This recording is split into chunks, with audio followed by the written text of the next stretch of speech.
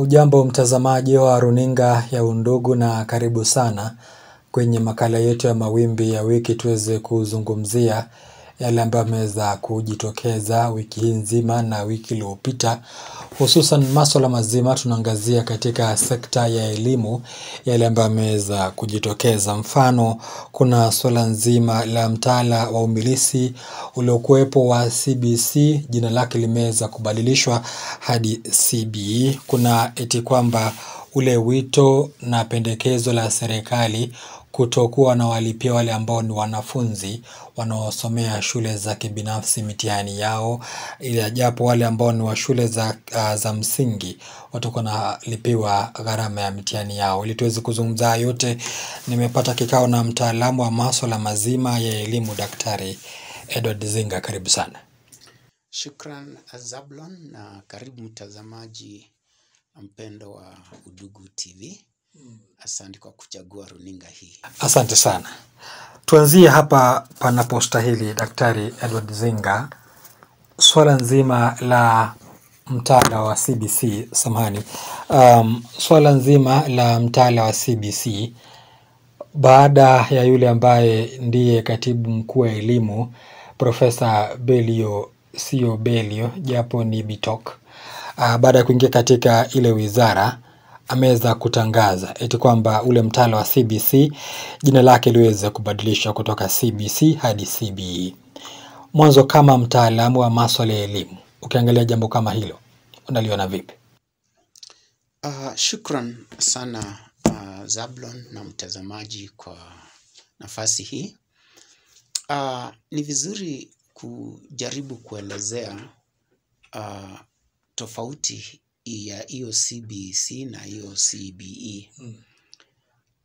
CBC maana yake ni curriculum, competence based curriculum, na CBE maana yake ni curriculum based education, yaani elimu ile ambayo inafuata mambo ambayo yako ni ile ya kujionea na yanatokana na vipawa za wanafunzi.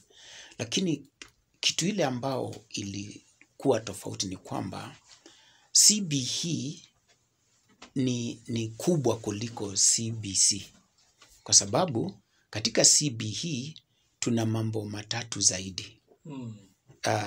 CBC ni curriculum peke yake ama mtaala. CBE ina kitu inaitwa pedagogy, imeongezewa. Pedagogy ni mbinu za kufunza, na pia ina kitu inaitwa assessment, yani mbinu za kuangalia vile mtaala utakuwa mtaala utakuwa unaangaliwa ama kupima vile watoto wameelewa. Na mwisho kuna kitu inaitwa infrastructure alignment, yani unajua katika CBC focus ama ile hali ya mtazamo ilikuwa ni mtaala wa kufunza tu peke yake. Lakini ni kama changamoto zilipozidi kuingia katika CBC, serikali ikaona kwa nini badala ya kufocus mambo ya CBC situongezee tena, tuseme tutachukua hii curriculum lakini pia tutakuwa tukiipangia, kwa sababu wakati serikali ilikuwa inapangia mambo ya CBC ilihusika tu kuchora mtaala curriculum. Kwa hivyo masuala ya walimu, masuala ya infrastructure ama madarasa, masuala ya vile mitihani itafanywa ikawa iko kando. Kwa hivyo CBE ni kama one stop, yani ni kama alisema hii kitu tulifanya kitu kizuri, tukakuwa na CBC, tukakuwa na mtaala curriculum. But matatizo ile imepatikana sasa katika CBC ndio ilifanya serikali ione haja ya kutoka kwa CBC iende CBE, ili wakipanga mtaala, yani wakipanga sasa mambo ya elimu, wasiketi chini waseme hiyo ndio curriculum vile CBC walifanya, sababu CBC walitoa curriculum, lakini ikakuwa walimu hawajulikani watatoka wapi, madarasa ni ya kutafuta na kila kitu. Kwa hivyo ni kama waliona ni vizuri hiyo vitu, kama wanasema sasa wanamtaala, wao wanaweka hizo vitu in advance. Yaani wakianza CBE wakalia hizo vitu zote na waone na ziwe tayari zimepangwa. Hizo vitu tatu tofauti. Unajua kuna curriculum ilikuwa, na hiyo curriculum ndio imeongezewa sasa pedagogy, ambao ni mbinu za kufunza. Ndio imeongezewa CBE. Imeongezewa assessment, ambao sasa Kenya National Examination Council itakuwa Kenya National Assessment Council. Daktari Nzinga, kwa sababu wale ambao ni Waingereza wanasema if it is working don't fix it. Yes. Mbona CBC ijapokuwa meza kuongeza ile pedagogy, jinsi ya kufunza, mbona hawangeimarisha hii CBC, wasiwe kwamba ni kana kwamba wanabadilisha mfumo ule ambao ni wa kufunza? Mbona tu kile ambacho wanakuja kukitekeleza katika CBE wangekiongeza katika CBC, mtaala tu uwe kwamba ni ule umilisi wa CBC? Wacha nielezee hivi. Hiki ni kipindi kimoja cha Undugu TV. Na matayarisho yote ambayo umefanya ni ya hii kipindi peke yake. Hiyo tuite ndio CBC. Lakini mkurugenzi aseme hapana, tutaleta vipindi zote ili matayarisho yote yafanywe hapa na iende mfululizo. Yaani si tumalize hii kipindi alafu wengine wakuja wapange yao. Hivyo ndivyo serikali ilifanya. Yaani curriculum ndio iko, lakini wakaona pia hiyo CBC ilikuwa ipangiwe mambo ya pedagogy ambayo haikuwa katika mpango wa awali. Waliokuwa wanatengeneza CBC walitengeneza tu curriculum na wakapeana kwa ministry. Wakasema hiyo ndio curriculum. Lakini sasa serikali ikasema wacha hizi vitu sasa tuzilete pamoja, so that sasa hatutaongea habari ya anytime tunaongea habari ya elimu, hatutaongea kuhusu CBC curriculum peke yake. Tutakuwa tunaongea habari ya pedagogy, tutakuwa tunaongea habari ya assessment, na tutakuwa tunaongea habari ya infrastructure. So that tukipanga, unajua CBC as it was now previously ilikuwa tu ni mwalimu, yani ilikuwa ni curriculum imewekwa kwa meza, na ndio kulikuwa na matatizo ya kutafuta walimu. But tungeanza na CBE, ingekuwa siku ile hiyo curriculum ilitoka, ingesemekana kipindi hiki akiwezi kuanza bila pedagogy. Kipindi hiki akiwezi kuanza bila assessment. Na kipindi hiki akiwezi kuanza bila infrastructure. Kwa lugha rahisi ni hii, ni kusema kwamba kama serikali ingeanza na CBE badala CBC, matatizo yote unayosikia leo na maswali yaliyoko kuhusu CBC hayangekuwa, kwa sababu mtaala ulitoka. But watu wakaanza kulizana walimu watatoka wapi, wakasema wacha tujaribu kutrain. Alafu tukiendelea pedagogy, si ni mbinu za kufunza. Ndio ulikuwa unasikia mara kwa mara watoto wanaambiwa walete kuku, walete mayai, walete hii, kwa sababu hizo mbinu, na wazazi wana complain na hata washikadau wana complain kwa sababu hii kitu kilicholetwa mbele yao waliambiwa mfumo wa elimu umebadilika. Na CBC by the way haikuwa system of education, ilikuwa ni curriculum tu. Sasa hii CBE ndiyo system of education, kwa sababu katika system ya education hizo vitu zote zinakuanga. Una consider curriculum itself, pedagogy, assessment na infrastructure. Kwa hivyo sasa hii ni kumaanisha kwamba going forward serikali, unaona sasa grade zile zimebaki, kumebaki si watoto, kumebaki grade 10, 11 na 12. Sasa hiyo shift itamaanisha kwamba wakipangia mambo ya grade 10 na grade 11 na grade 12, wataangalia hizo vitu ine. Wataangalia curriculum, wataangalia infrastructure, wataangalia pedagogy na wataangalia assessment. Sawa, hebu nikuje hapa kwa sababu sasa hivi tunaingia katika ile CBE. Yes. Na hadi kufikia sasa kuna wale ambao ni wanafunzi wanaingia katika ile grade 10 kutoka grade 9. Kuna tatizo la kuweza kuchagua learning pathways zile ambazo ni sasa huyu mwanafunzi ametoka hapa grade 10 anaingia grade 9 anaingia grade 10. Hata kama serikali imeweza kubadilisha kutoka CBC hadi CBE, bado nakodolewa macho na hiki kibarua cha jinsi ya kuweza kuwafahamisha wanafunzi jinsi ya kuchagua ule mkondo mmoja ataweza kuenenda, na vile vile kumbuka kwamba hata shule zile ambazo ni za kufunza hizi pathways pia ni chache. Pengine suluhisho ni lipi? Itakumbukwa kwamba mtazamaji na Zablon, itakumbukwa kwamba hili jambo tayari limeanza kutekelezwa. Aje? Hapo awali walikuwa wamesema ya kwamba 60% ya mashule ndio itakuwa ya STEM. Then 25% walikuwa wameipea hii wanasema humanities. Alafu 15% ndio walikuwa wamepea hii ingine hii pathway ingine ya mambo ya michezo, sports. Lakini wakabandilisha tena wakasema hapana, kila shule ni lazima ikue na pathway ya STEM. Yani so that wanafunzi wakue wana hiyo uwezo, kwa sababu mfumo wa zamani ama mawazo wa zamani ilikuwa imesema kuna mashule itakuwa ya STEM, kuna mashule itakuwa ya humanities, na kuna mashule itakuwa ya sports na hizo vitu zingine na creative arts. But sasa imepangwa kiasi ya kwamba almost kila shule ina hizo streams, kila shule. Kwa hivyo kwa njia nyingine ni kama tu mfumo wa zamani wa 844 ambao mwanafunzi wa National School alikuwa anajisort vile atafanya, na yule ako katika shule za CDF za Harambee anajisort.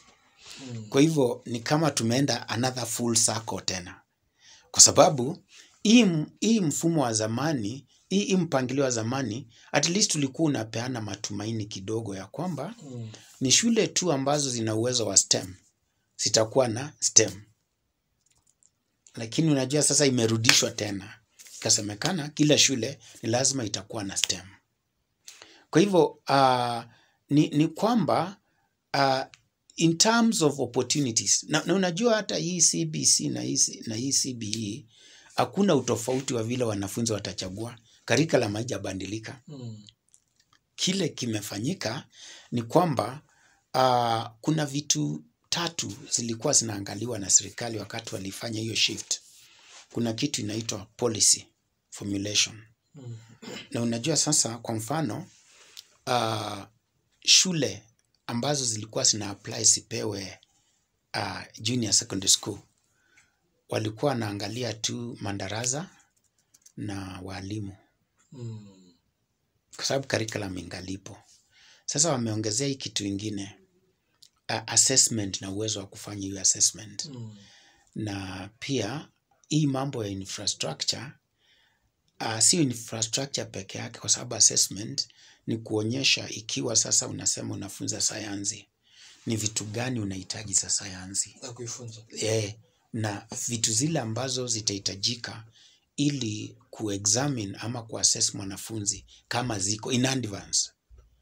So ni kwamba wanafunzi hawatakuwa na shida vile, kwa sababu kuna vitu kadhaa ambazo zile zilikuwa zimepeanwa hapo awali ndizo zitafuatwa tu. Ilikuwa moja ni kupenda kwa huyo mwanafunzi. Pili ni vile amekuwa ameperform kutoka grade 3. Grade 3 unajua kwa aliasesiwa grade 3, then grade 6 na then grade 9. Sasa ndio awe assessed grade 10. Unajua hii kuchagua ni kwa grade 10.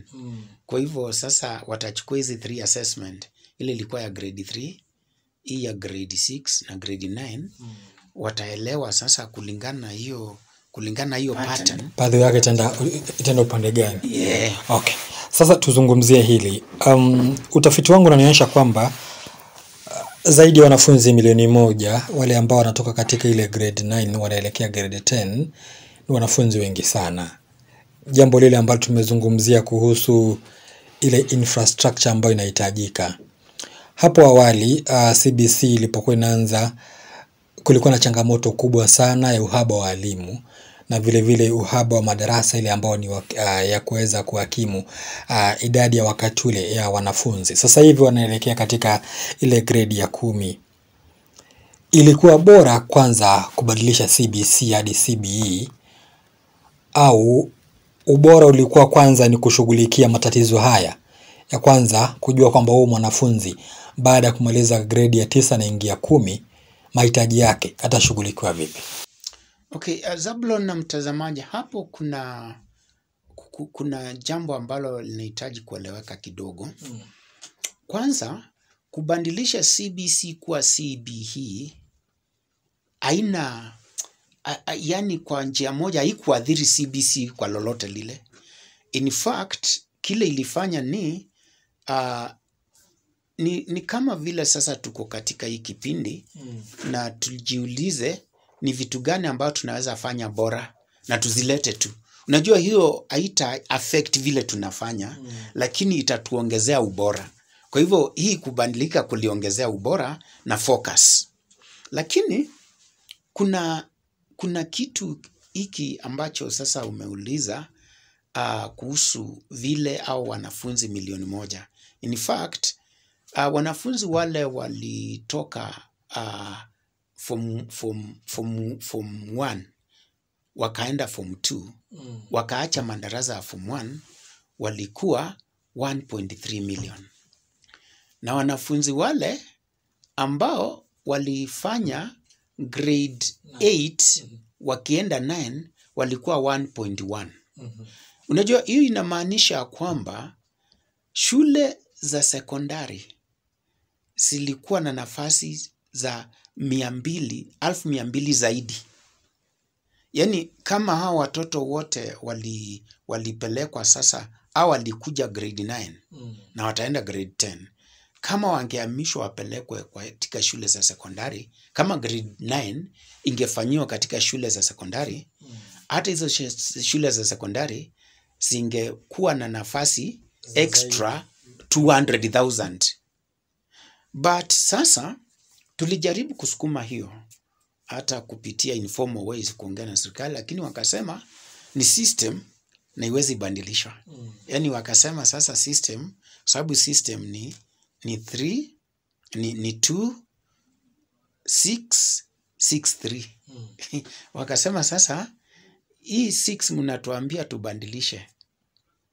Hii 6 mtatuambia tubandilishe, haiwezekani.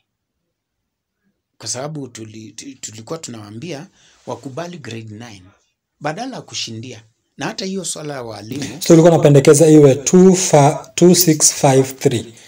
No 2654.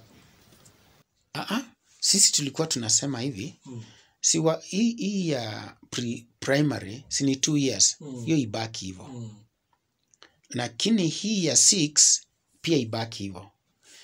Sasa hii 6 ya pili, hii ambao ni grade 6 ambayo ni grade 6, 7, 8, 9, 10. Si hiyo, unajua yote hizo ziko primary. Ili high school ipelekwe grade 10 na 11 na 12 ziko high school. Hizo 3. Sisi tulikuwa tunasema hii 9 ivukishwe pande ile ingine. Sasa iwe 4 pande ule. Okay. Ivukishwe pande hiyo. Ili zibaki zile 3 za university. Na the reason tulikuwa tunasema hivyo, tulikuwa tunaonelea hizi nafasi ziliachwa. Na unajua zinaendelea kuachwa kwa sababu watoto wale wako sasa hivi shule za sekondari zina nafasi 1.3 ambazo hazina watu, madarasa matupu ambao itumiki. Na sisi tuko hapa tuna struggle kuongea habari ya madarasa ya grade 10 na hata ya grade 9 pia ni tatizo. So if we had suggested that ikiwezekana waconsider hawa watoto wametoka grade 8, badala ya kuenda hapo tu primary school waende grade 9, wapelekwe secondary, senior secondary, ambao wataendelea na grade yao 9 na 10 na 11 na 12. Daktari, niruhusu niingie hapa kwa sababu hawa wanafunzi wale ambao ni wengi sana, tumezungumzia kuhusu wanafunzi hawa wale ambao wa mwaka jana walioenda form 2, takriban 1.3 milioni. Wengine sasa wale ambao wanaelekea katika grade 10 ni zaidi ya 1 milioni. 1.1 million. Na nyuma yao kuna wale ambao wako grade 8 kushuka chini. Ni wanafunzi wengi sana. Lakini serikali iko na pendekezo la eti kwamba katika mwaka ujao wa kifedha eti kwamba wanafunzi wale ambao wanasomea katika shule zile ambazo ni za msingi japo ni za kibinafsi waweze kugharamia malipo yao ya mitihani. Japo wale ambao ni wengine wale ambao ni wa shule za msingi na shule za upili za serikali wataweza kulipiwa na serikali, japo hao wengine waweze kujilipia.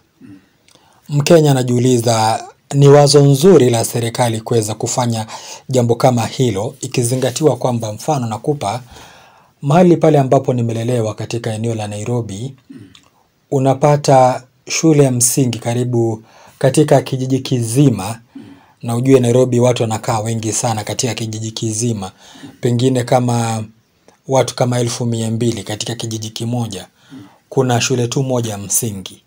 Kwa hivyo shule nyingi zile ambazo ziko pale ni za kibinafsi. Wale ambao ni familia zile ambazo hazijiwezi, wanaona ni afadhali waweze kuwapeleka watoto wao katika shule zile ambazo ni za kibinafsi, zile ambazo ziko karibu na wao. Ukiangalia mfano kama ule, na serikali inapendekeza kwamba wale ambao ni wa shule za kibinafsi waweze kulipa ile gharama ya mtihani. Ni jambo nzuri ukiangalia matatizo yale ambayo kila Mkenya anayapitia.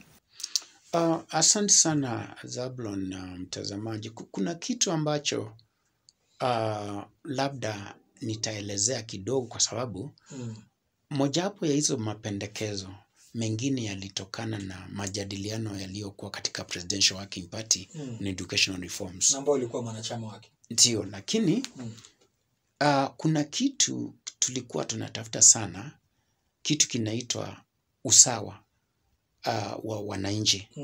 Na ndio tukasema hivi, tukapendekeza hivi, watoto wakifanya mtihani ikiwezekana wa KCSE, kwanza waende katika public universities. Kwa nini? Ili pesa ile kidogo serikali inapeana, kwa sababu haipei private universities pesa, wasaidike huko. Na pia waangaliwe, wapewe na ile tulikuwa tunaita bands, hizi student bands. Mtu alikuwa anawekwa wale band 4, band 3, band 2 na band 1. Na kuna assumption, wacha niseme ni assumption ya kwamba private, mzazi yeyote ule anaweza, yule anapeleka mtoto. Unajua Kenya ina county 47. Nairobi county tuseme tu ni county moja. Na hizo ni zile tunaita outliers. Yani unapata, wacha nipeane example. Sasa tuko Machakos na county nyingi, utapata watoto wale wako private schools, kusema ukweli, wazazi wao wako able. Unless huyo mtoto ako sponsored, na anaye msponsor, amempea sponsor, anaweza pia kumsponsor hizo mambo ya mitihani. So hii issue ya Nairobi, na nafikiri hiyo ndio mawazo ya serikali, it is an outlier. Yani ni kitu ambacho haijulikani kwa wengine. In fact, hata hao wenye hizo mashule, kuna category ya mashule inaitwa UPBET, ambayo ni hao mashule ambayo sio private, lakini sio ya serikali, lakini imewekwa kwa niaba ya kuregister, ya kuchukua watoto kama hao wa hizo hizo sehemu za Nairobi. Na hiyo inaeleweka. Hiyo yani wanafunzi walioko katika alphabet schools hawahesabiwi kama wako private schools, na certificate yao inakuanga tofauti ya registration. Yani inakuwa certificate ile ina register an alphabet school ni tofauti na ile ina register private. Na ile in that certificate kuna certificate tu ni moja. But categories za shule kuna public, private na alphabet schools. Kwa hivyo kile ningeshauri wenye hizo mashule uko kwa mitaa, wanahitaji kuinsist wakienda kuregister, waregister an alphabet school, not a private school. Because wakiregister kama private, then that assumption ya kwamba wanaoleta wanafunzi pale wana uwezo wa kulipa itakuwa valid. But ikisikika kwamba ako alphabet, kwanza hiyo alphabet school mara nyingi inachukuliwa kama even more vulnerable kuliko huyu ako public school. Because huyu alphabet ameenda hapo kwa sababu, na utakuta nyingi hizo shule za alphabet zingine zimejengwa na mabati, zingine yani hata huyo mtoto ako disadvantage kuliko yule ako public school. Kwa hivyo sasa hiyo ndio ningeshauri, kwa sababu nikiketi hapa na niseme kwamba labda hiyo haifai, na pia tulifikiria kwamba ni vizuri tupe huyu mtoto maskini. Unajua awali HELB, unajua hiyo imeleta issues. HELB ilikuwa mtoto ana-apply pesa, anapewa, anasoma, alafu anakuja kulipa. But Presidential Working Party tukasema kuna huyu mtoto ambaye hata hiyo university hatafika, ama hiyo college hatafika in the first place. Ndio tukasema basi hata apewe pesa ambayo atakuja kulipa. Na kama ataenda HELB aongezewe tu kidogo, lakini katika hizo bands ilikuwa kama mtoto wa band 1. Huyo ni mtu atasaidika kwa sababu wazazi wake ama watu wao their income haizidi 3,000. Kwa hivyo tuseme ya kwamba hii ni mawazo mazuri, mtazamaji na Zablon, lakini nafikiri vile inaeleweka, vile inafanywa, inatekelezwa, ndio unaona inabaki na maswali mengi. Lakini deep inside, ndani kabisa hii mipangilio, these are noble things. Ni mambo ambayo ilipangwa ikitakia Mkenya wa kawaida mema. Sawa, shikilia hapo. Ni vizuri kwa sababu Mkenya pengine angeelezewa kuhusu zile vitengo za shule zile ambazo ni za kibinafsi. Angeelewa vizuri kwa sababu ni wengi hawana ule ufahamu ama ile information kuhusu vitengo hivi vile ambavyo ni vya shule zile ambazo ni za kibinafsi. Sasa tukirejea, kuna mabadiliko mengine yameweza kutokea kutoka upande wa NEMIS kuelekea KEMIS. KEMIS inatumia takriban milioni 300 kuweza kufanikisha mfumo ule wa kidijitali. Nikirejea tutakuwa nazungumza hayo. Karibu tena kwenye awamu ya pili. Tumalizie awamu hii ya pili na masuala yale ambayo nimeweza kuyataja hapo awali ya mfumo ule ambao sasa ni wa kuweza kuwasajili wanafunzi ule ambao ni wa NEMIS uliokuwepo hapo awali tangu mwaka 2018 uliweza kuzinduliwa na serikali ya utawala wa Rais mstaafu Uhuru Kenyatta, japo sasa hivi Rais William Ruto amekuja na KEMIS. Nirejee katika swali langu la kwanza. Ubora uko wapi wa kwamba kila kilichoanzishwa tunakibadilisha jina? Tumetoka CBC, tumeelekea CBE, tulikuwa upande wa NHIF, sasa upande wa afya, tukaelekea SHA, sasa hivi tupo NEMIS, tumeelekea KEMIS. Haja ipo ipi ya kubadilisha hata jina hili kutoka NEMIS hadi KEMIS? Asante sana Zablon na mtazamaji, na hapa nitaongea nikijiadhari nisiwe kama mtetezi wa serikali. Tafadhali. Jambo ambalo limeelezewa katika hiyo mabadiliko yote umetaja ni kujaribu kuaddress the problems zile ziko katika hiyo jambo. But yani kwa mfano hizo umetaja, sababu kuu ya kuzibadilisha ilikuwa hii ni kitu tumekuwa nayo lakini imekuwa na matatizo. Lakini ndio maybe whether ilihitaji kubadilishwa jina ama kurekebishwa, hiyo sitaki kuongelelea. Lakini I think labda we umetembea wacha niseme unaweza tembea kwa hoteli ama kwa mahali panakuanga services, na umeona wameandika jina lile lakini wameandika under new management. Sasa hiyo under new management huwa ni mbinu ya wanabiashara kusema, ikiwa ulikuwa hapa unajua matatizo ya hii kitu kutoka zamani, hiyo tumerekebisha, walioko ni wapya. Lakini kuna wengine wanabadilishanga jina ili watoe hizo sifa mbaya. Kwa hivyo mi nafikiri hiyo ndio labda karata ya serikali huwa inacheza, inataka kubadilisha, lakini inaona ikibaki kiitwa hivyo hivyo watu watakaa wakiona vile vile. Kwa hivyo tofauti ile imekuwa ya Kemis na Nemis ni moja.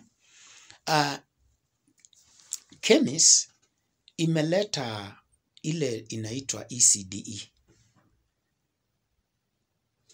Ili sasa tupate ile orodha ya wanafunzi wale ambao wako katika ECD ama chekechea ama ni vipi?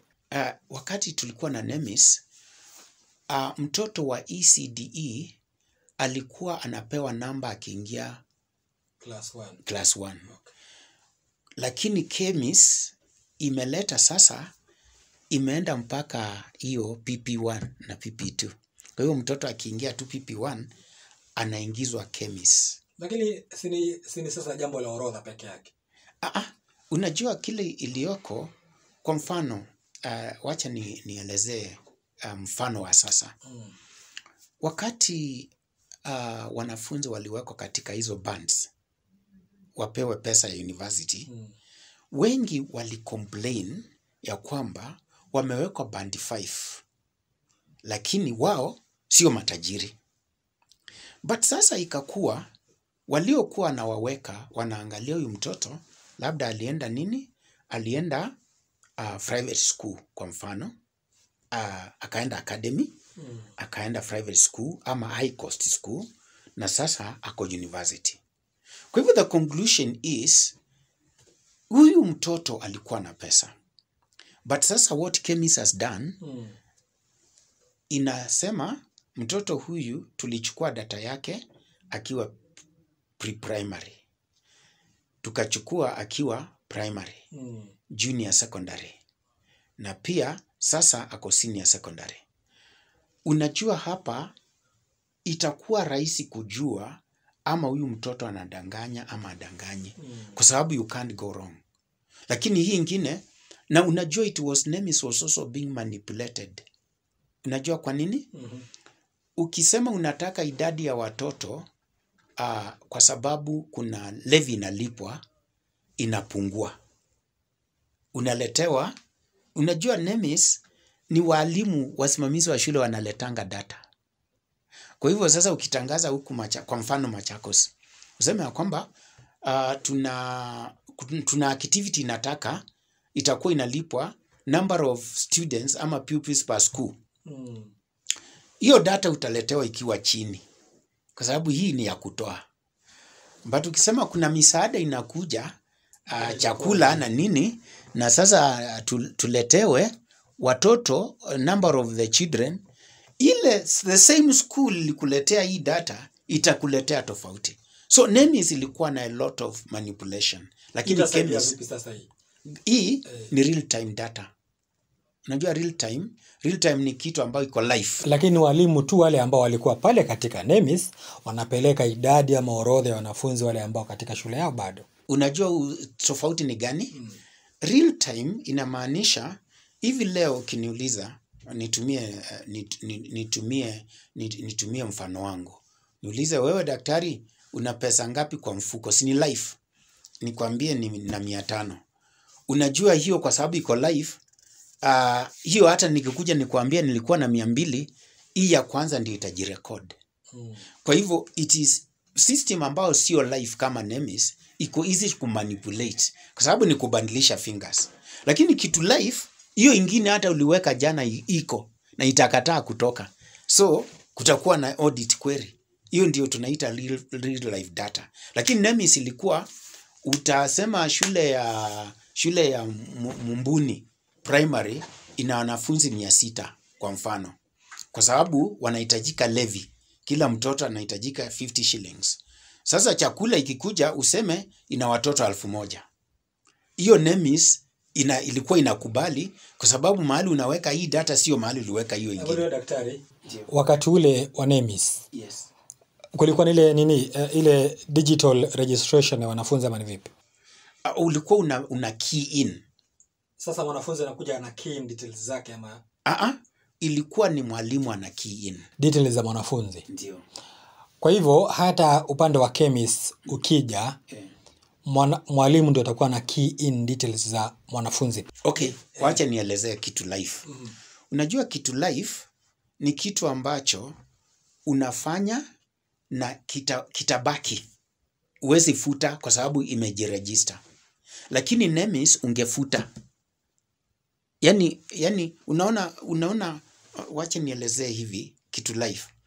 Kitu life ni one platform. Katika hii kipindi I'm either in or out. Lakini NEMIS ni kitu ambacho kiko kando, sio life, ni digital lakini sio life. Which means you can easily manipulate na unaweza hata kuchange your data. Lakini hiki kitu life ina footprints. Yani tuseme hivi sasa saa ile tulianza kipindi na saa ile tutamaliza. That can't change. Kwa hivyo real time data ni wakati sasa hiyo kitu inahitajika, itakuwa sasa kwa mfano hivi leo nitakushangaza Zabo na mtazamaji. Kuna mtoto ako shule hajawahi ingia NEMIS. Sasa hivi tunaongea. Na ndio unasikia wanarejistiwa kwa mtihani na unasikia huyo mtoto hayuko kwa system ya NEMIS. Kwa sababu it was being manually done. Lakini sasa hii chemist itakuwa inachukua kila kitu. Picha ya mtoto. Okay, itakuwa inachukua digital way lakini ikiwa live. Unajua right now ulisikia ama mtazamaji alisikia watu walikuwa wanakuwa na ghost schools. Yaani mtu anatengeneza shule yake iko mahali ana allocate pesa through NEMIS. Na inakuwa inatumiwa pesa kila wakati. Sasa hii itakuwa inahitaji picha ya mtoto, kila detail, baadhi ya kila kitu. Na itakuwa ni kwamba hiyo track hiyo ya huyo mtoto kwa mfano, kama mtoto hivi sasa in the current setup, hata mtoto akitoka Somalia ingie shule hapa, hautajua kwa sababu in the next return utamuongeza kwa NEMIS. Chemist inakwambia hapana. Wewe watoto wale walitoka PP1 kuja PP2 walikuwa ni hawa. Kwa hivyo tuambie huyu ametoka wapi? Kwa sababu hakuwa PP1. Ameanza shule PP2 ama ni wa kutoka nje ingine. Kwa hivyo hii imewekwa hili to bring more efficiency. Ndio kwanza kitu ile muhimu ni hiyo real time data, kitu life, a life system. Sawa. Sasa tuzungumzie lingine, ile gharama ya kuweza kubadilisha ile NEMIS hadi tuelekee chemist. Natumia 1,300,000. Umeelezea kwamba watakuwa registered live na ni kitu live sasa kile ambacho ni chemist. Lakini pia kuna wale ambao wana maswali chungu nzima ya iwapo ilikuwa vema kuweza kuanzisha mfumo kama huu ambao ni ghali mno. Ukitazamia kwamba hata katika mwaka huu wa bajeti 2025-2026 hizi pesa hazijakuwa budgeted katika hii bajeti ya mwaka huu. Hapo kuna jambo pia la kufikiria kwa undani kidogo, na labda nitauliza swali tu. Hizi kamera tunatumia, kuna zingine bora kuliko hizi? Ziko.